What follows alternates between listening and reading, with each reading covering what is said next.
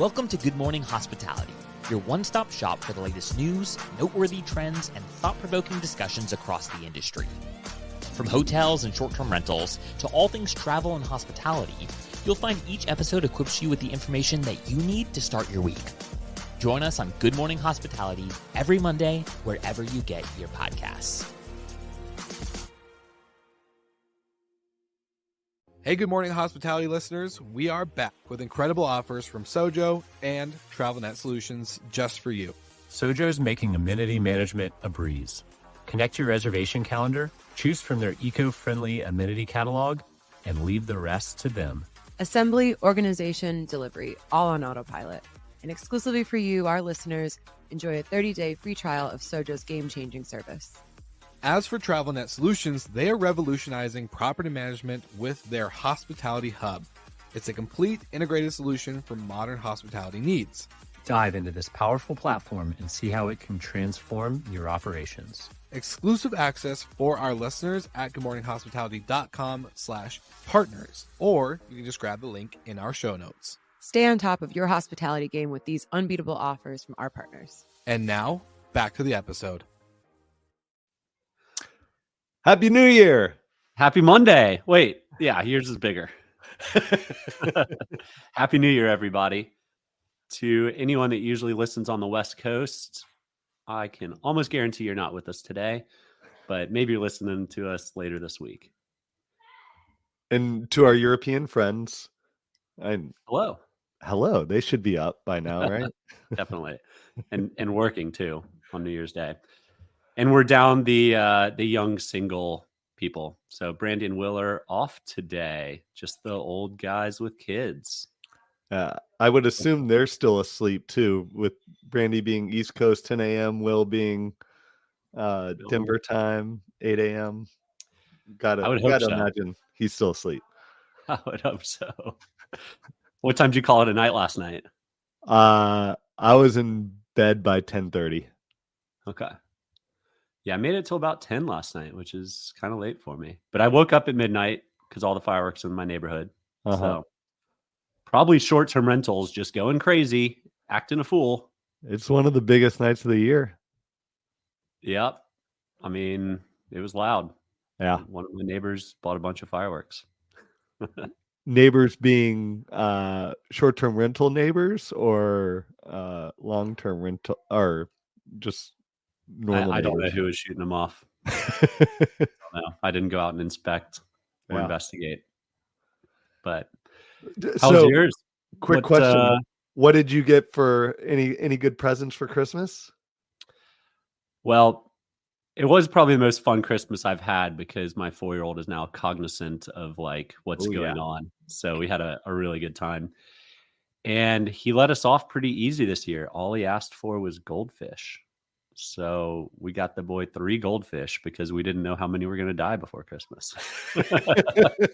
How many are still alive? All 3, miraculously. Nice. Yep. What about you? I had a funny story where we really needed a toaster. So I bought my wife a toaster and she bought me the exact same toaster, exact same model, everything. So we gifted each other the exact same toaster. So, 2 peas in a pod. Yeah, you know each other's tastes, right? Or you're fed the same ads on Amazon, one or the other. Probably, yeah.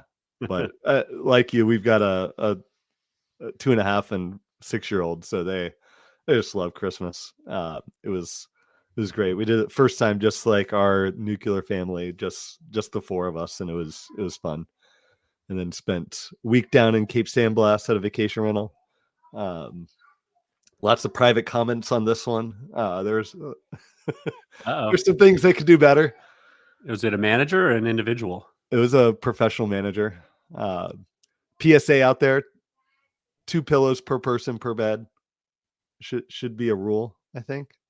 It's kind of standard. Yeah. Kind of like more than 1 towel per person. Right. Yeah. Typically. You didn't bring your own pillows? No, we should have though. It was rough. It's all right. You win some, you lose some. And Yeah. You learn.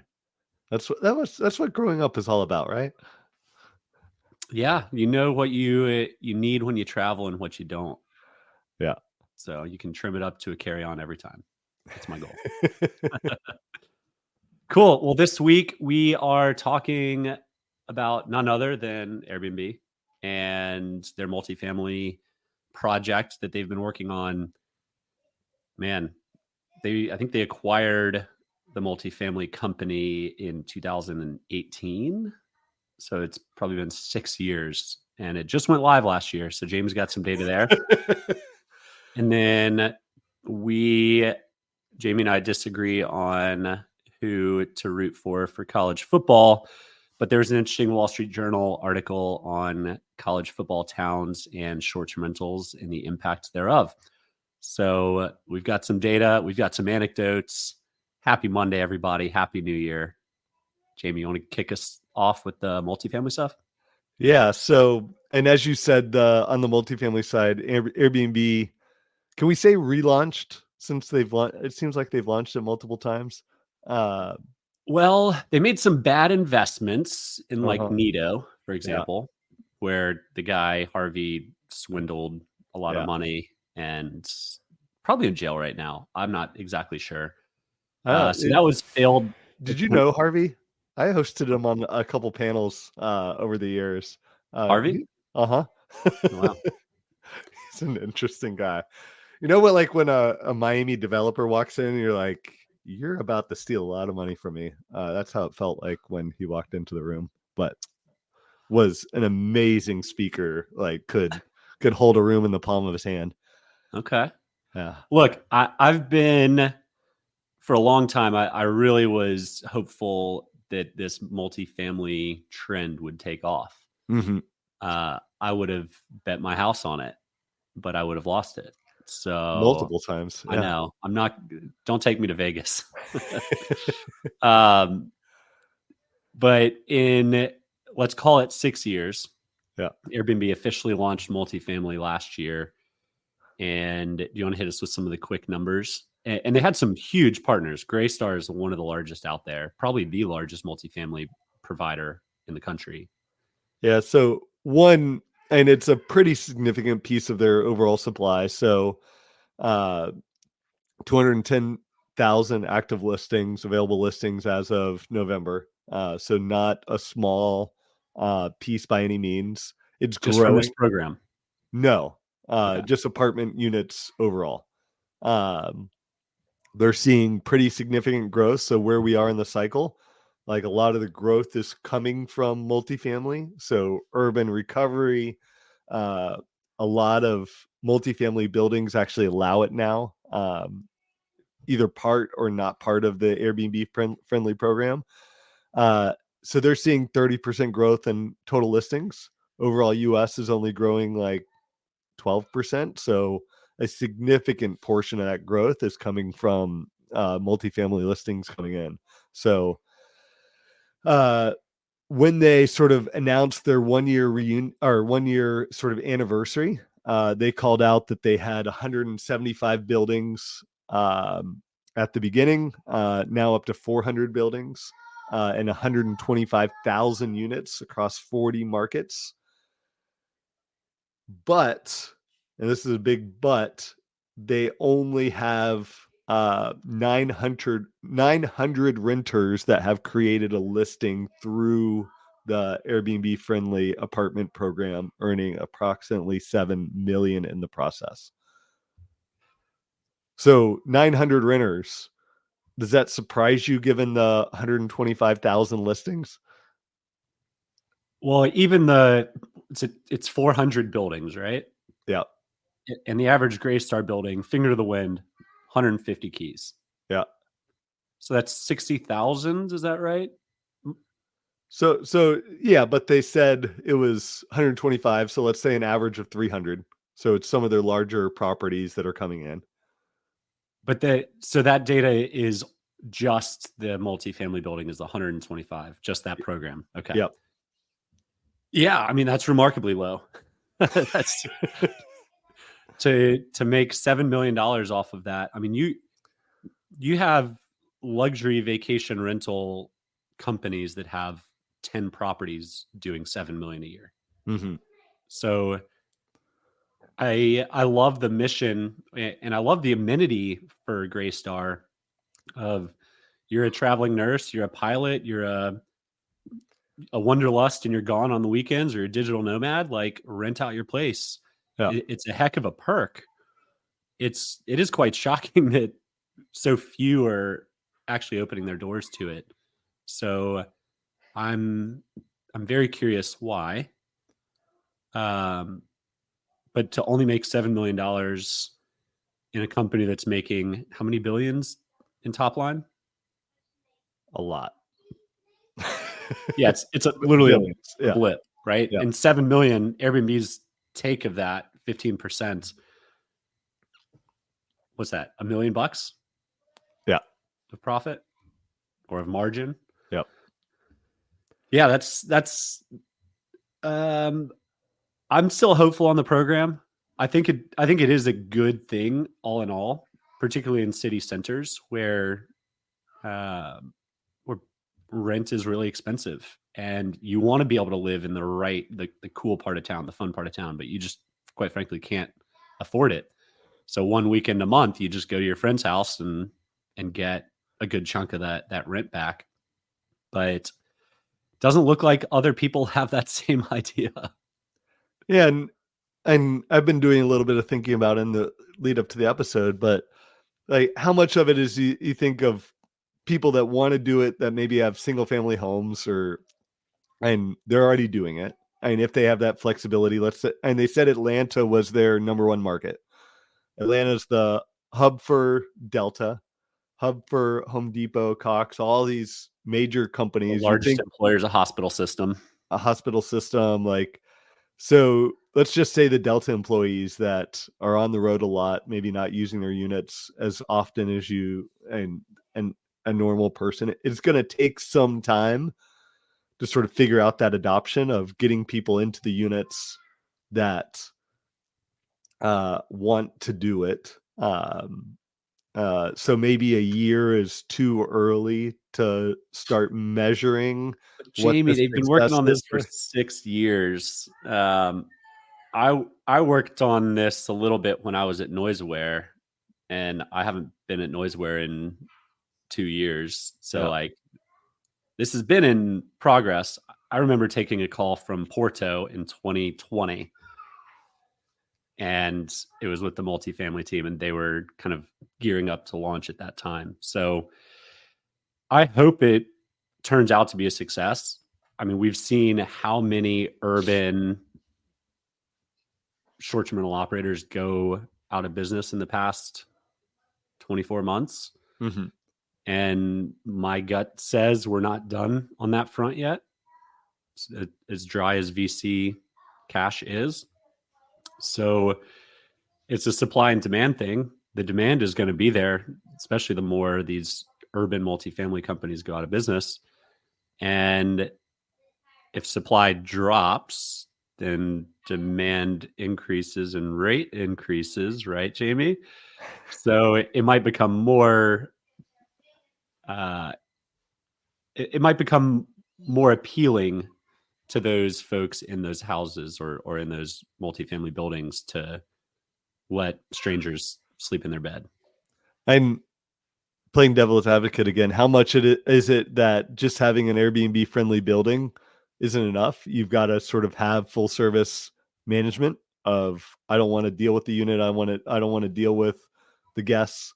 And we do have an unbelievable amount of multifamily deliveries happening, new multifamily buildings coming online. Vacancies are now above pre-COVID levels after reaching record lows during the pandemic, and you could not find an open apartment.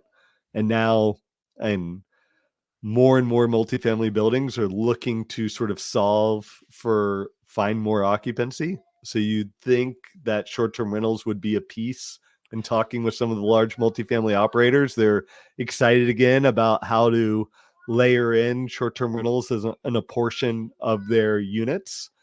So company like Placemaker used to be why hotels opening up model. new buildings, doing the pop-up hotel thing, Sometimes timing is everything. And we were in this hot moment of so much VC funding, so many urban operators. I mean, I couldn't even count on one hand how many have gone out of business after raising 10, 50, $100 million. Domio and Lyric each raised over $100 million each and didn't even survive COVID.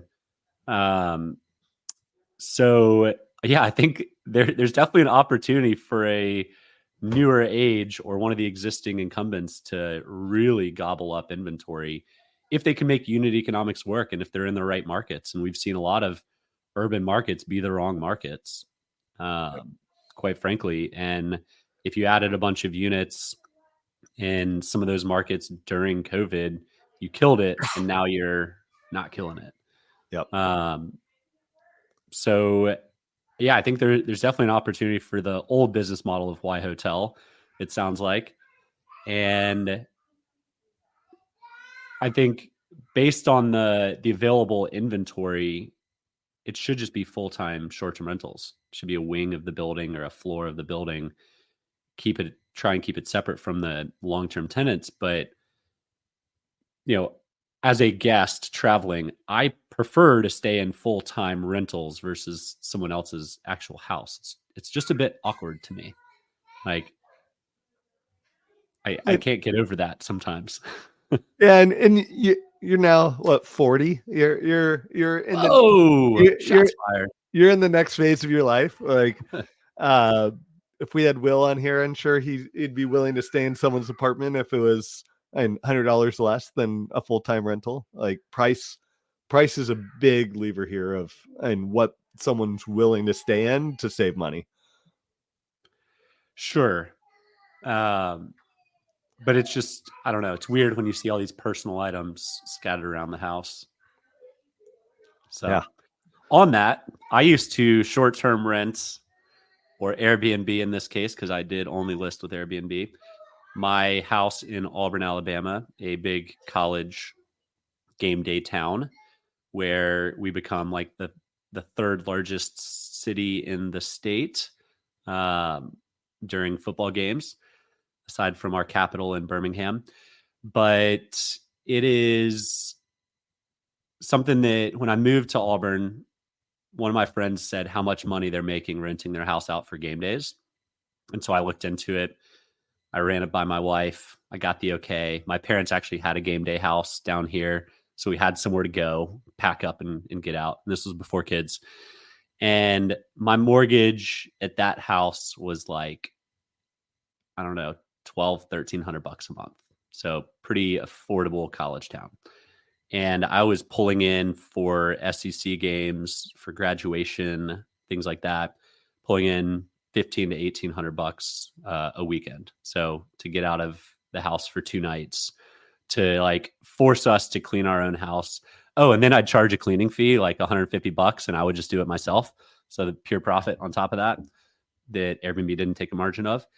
And so I have experienced renting out my personal primary house, but the price has to be right.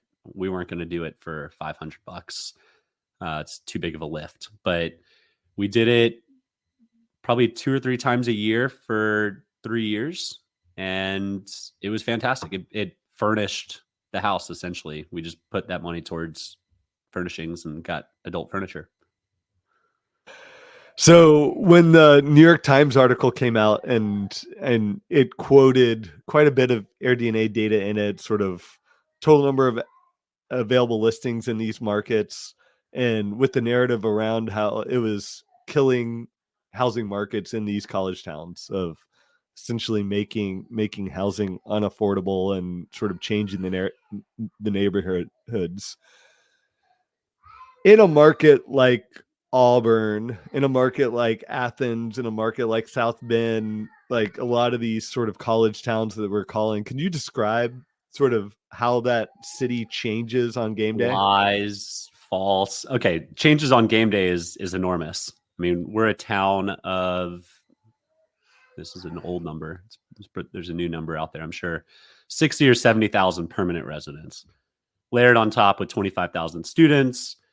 And then on game days, we have another like 125,000 people come to town for an 87,000 person stadium. So it does get really crowded. And for us in Auburn, the home prices are quite affordable. The attraction of living here is small town, really good public schools, those types of things. I can't say that housing prices are in any way, shape, or form affected by Airbnb. Like there's no direct correlation. When I was doing it, there were 150 listings in the entire greater Auburn area out into the suburbs. And now I think you said there's about 400.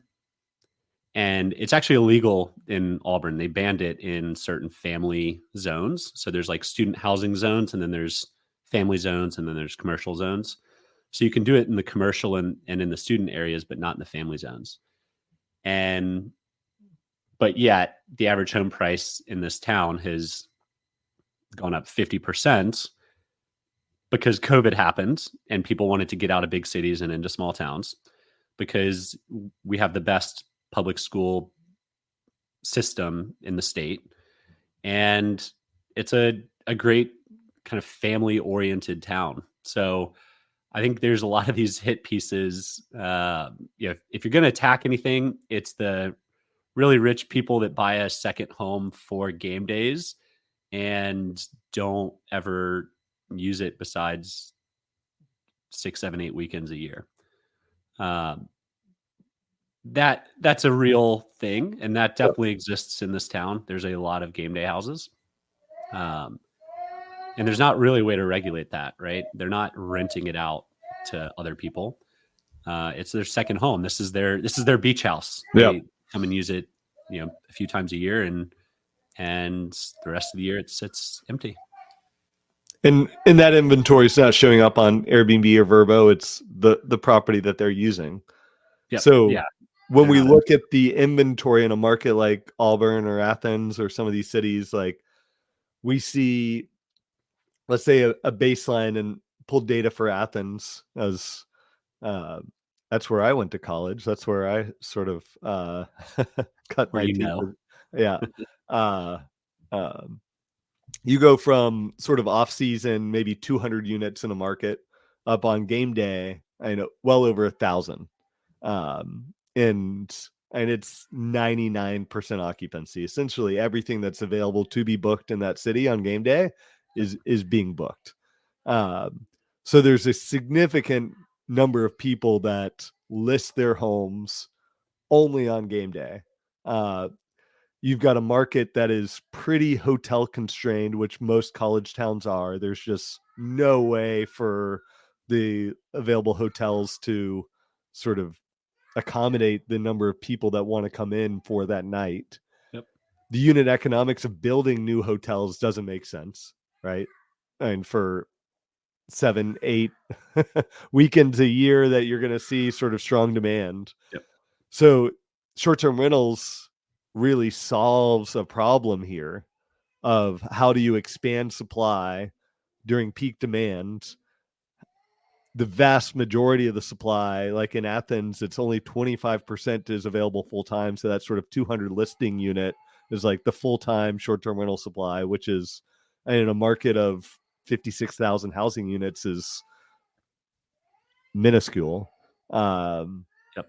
And you're able to get more people in for the games that want to stay. And it's spending money in your restaurants and locals earning money. Like it's you that was able to essentially cover your rent on renting out your place 6, 7 nights a year, or at least the rent for that month, right?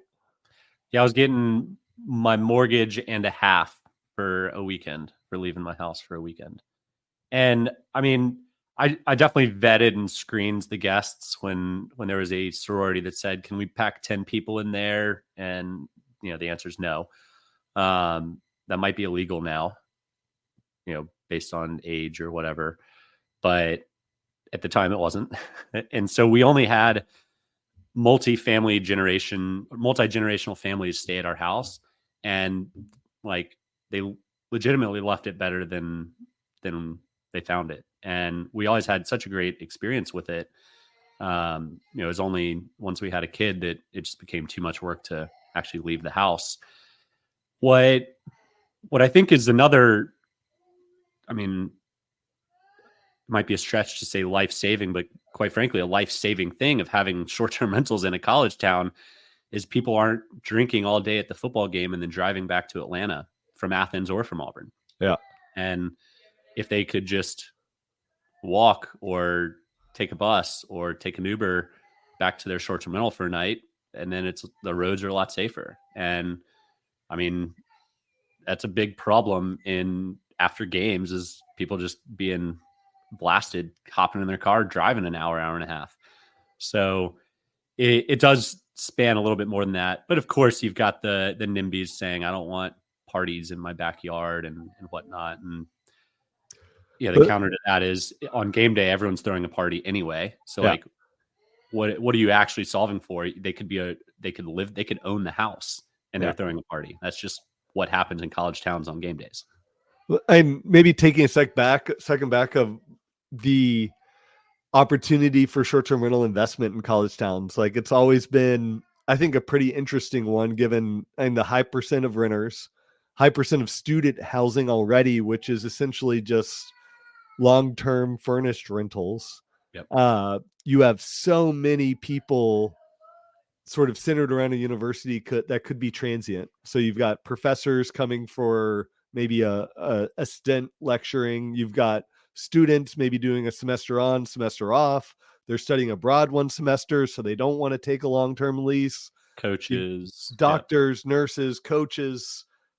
You've got students coming in, and there's football players all the time that sort of transfer and want to sort of get going. And we're just the traditional lease structure that a lot of these markets have just doesn't work for how people want to come in and out of a market given their needs. So it would seem that short-term rentals would be a welcome opportunity to add sort of short and midterm rentals into that market. Yeah. If you have a long-term rental, which in a college town like Auburn or Athens is as safe of an investment as you can make, because it's going to be rented. There's turnover every 4 years, worst case, best case, worst case turnover every year. And it is a very aggressive or overcrowded real estate market. I mean, you're getting nominal returns because it's so safe. It's like a 4 or 5 cap. But if you miss a renter for the fall or for the spring, you're in trouble, right? You lost 6 months because you're not going to get somebody halfway through a semester. Yeah. And that being able to turn it into a short-term rental during the fall, you probably would make more money. Yeah. In the spring, you probably wouldn't. So it does matter. And some of these multifamily, there's 6 or 7 huge, massive new builds in Auburn starting to look a little bit like Athens. And inevitably they've got vacancy. Like they have to. Yeah. But they're just sitting on that vacancy. And guys like Mickey from Vector can come in and actually help them, make something off of it. So yeah, I think there is a business model there. I don't think it's like massive big business because it is so seasonal and so cyclical. But it is a great real estate investment if you want to have a solid 4 or 5 cap. Yeah, and I even love the business model of a company called Re-Rent that was in the Techstars here in Atlanta, that they were going into college markets where essentially people were taking long-term leases, 1-year leases, and then they leave. And the summer months are the sort of top months. You go into a market like Boston and when students are there, there's no tourists. And when students That's how Flatbook started. Yeah. You know who Flatbook is? No. Flatbook is Sonder. Okay. So, So that was Francis's model as well. Yep. And potentially a lot of opportunity there of just underutilized real estate. And I think we go back to so much within the short-term rental spaces. It's investors looking to monetize underutilized real estate when it could otherwise be earning returns, and how to sort of maximize overall returns on those properties.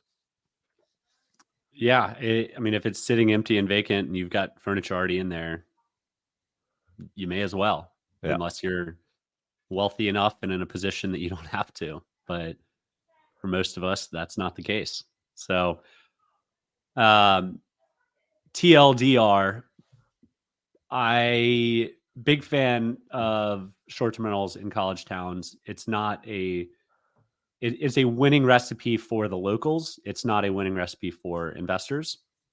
And Airbnb multifamily, I hope they can figure it out and crack that nut, because I think it is a big opportunity. I'm still a believer in that segment, but I am a little disappointed at how poor the adoption has been, and to only like top line $7 million. That's not good. Well, fun topics today. Best day of the week. Best day of the week. Happy New Year, everybody. Shout out to our sponsors, Track and Sojo. Thanks for helping Jamie and I get out of bed this morning and in front of the microphone. So Happy New Year, everybody. This is the first of at least 52 episodes we'll do this year. So excited to see where we take it this year. We hit 1.89 million downloads in 2023, which is absolutely wild. But thank you to all of the listeners who've tuned in over the time, and tune in more this year.